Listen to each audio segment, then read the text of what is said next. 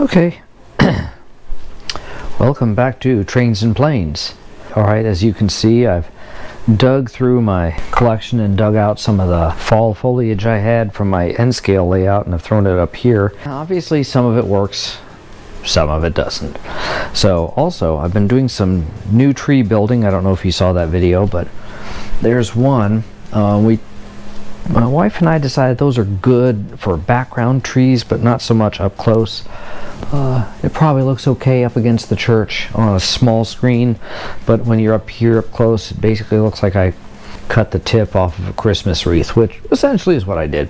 So, some new stuff on the layout. So you'll notice the little red car right there in front of the Polar Express house, the Hero Boy house. And you'll notice a couple other things on the layout, like for instance the ranch house. And then there's the motel. That'll be Bates Motel. There'll be, I guess it's 1, 3, and 5. We'll be painting these automobiles.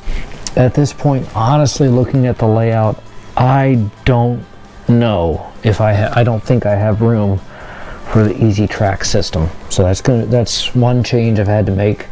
Obviously, at this point in the game, when you start working on your layout, you get your track work down, and then you start adding buildings and such. You end up adjusting a lot of your plans. That's why you'll see these plans that I've made, and then as I'm going along, I'm saying, okay, that didn't work, that didn't work, that didn't work. My single biggest disappointment has been the elevated track that I wanted to put in here. I got the MTH graduated risers. I spent right about $100 buying track, and then come to find out, I never this is a big mistake. This is a learning mistake, so learn from this. I never sat down and measured, okay, I've got from here to here, which is where I wanted to put the crossover, and I never put this in, which is going to be the trolley car track, to say, okay, how am I going to get the crossover? Now, if I put the crossover here, the track would have run to about there, not too bad, and it would have just gone up on the risers. Did I have enough room here for the risers? Well, if I did an extremely sharp grade and just came up to the full height here so that it could cross over here, then yeah, I could have done it. But that was an extremely sharp grade, and I think only the highest dollar Lionel trains could have handled that, or MTH. So let's examine some of the other ones. You'll notice this other very strange looking blue Christmas tree. This is a pine tree, of course, and this is made out of a furnace filter. It's a furnace filter tree. So that was a test to see how it's going to work to make some furnace filter trees, and I tried it and it worked really well. I'm going to be making a lot more of those, and those are going to be all over the layout, and of course I'm going to get some more. You'll notice I've moved the switches here together, 4, 3, and 2. They had been there. So that's getting ready for my next big project, which is to unhook the wires from the turnouts, drill holes, run them under the table, and back up here. You can see I've already got a test hole right there. I hate when my screen blinks out. Stop blinking out! The auto rotate feature on the GoPro still needs some work. Alright, so right there is a hole in the layout. By the way, I am holding the camera so it's like this. And you see the camera keeps trying to auto rotate.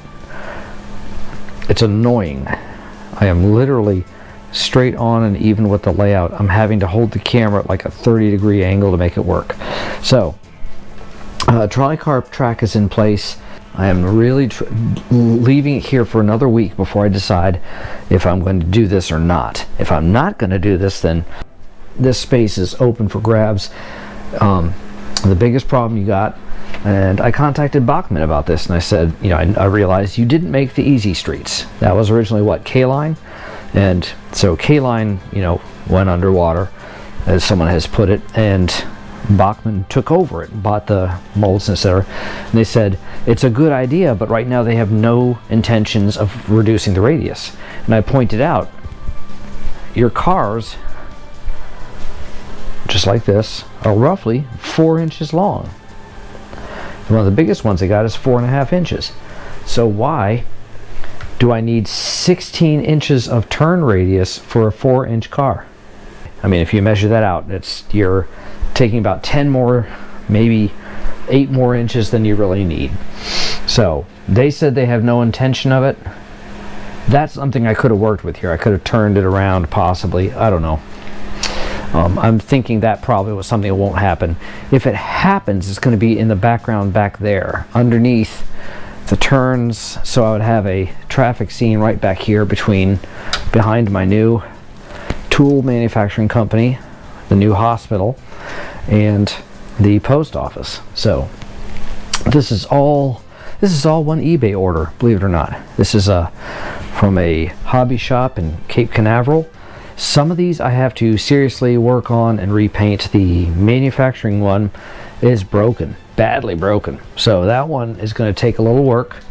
I'm going to have to do some repainting of some of these. I really love the little stairs in the back. So if you can see that, I'll have to zoom in on that manually. Anyway, there you got these stairs right there and a loading dock right there. So I could actually have a truck back there. And so other plans, I had wanted to shorten this up, but I can't shorten that up. So I need a 5-inch spacer, and then what I can do is move these closer together and maybe put one more divergent. I'd like to have another, so I can have, you know, boxcars, caboose track, or boxcars, caboose track, because this is the shortest, so that's going to be the caboose track. And put some lighted bumpers on it and you're good to go. So, but that would mean one more turnout. I don't know. So right now I have 1, 2,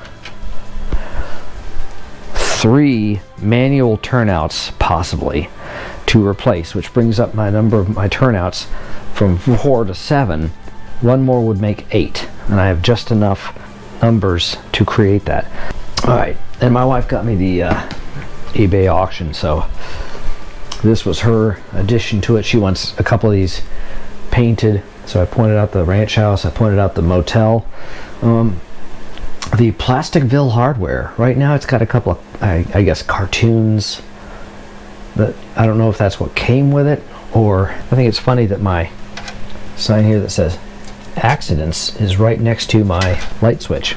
So one of the things I'm meaning to do, I'm probably not going to get to it this week, but I need to take that signal and I need to solder the wires on those connections and actually get that up there, and then I need to, that's about it. So we're about caught up. Hang on, gotta turn on the lights for Kimchi. Can you see Kimchi? Here's Kimchi. I'm probably going to do a video at some point about how to adopt a cat and make them feel reassured. I mentioned in one of my videos before that when you adopt a cat, they're very frightened. It's a whole new world. They're excited, they're frightened, they don't know how they fit in. The most important thing to a cat is how they fit in the social structure of that house. So if you bring a cat into a house, they're very unsure of themselves. So one thing you got to do is you've got to make sure you reassure them a lot. The best way to do that is through the high-pitched voice. So that's why you hear me talking to Kimchi in a very high-pitched voice. All right, we'll see you. Remember, comment, like, subscribe, and we'll see you next time.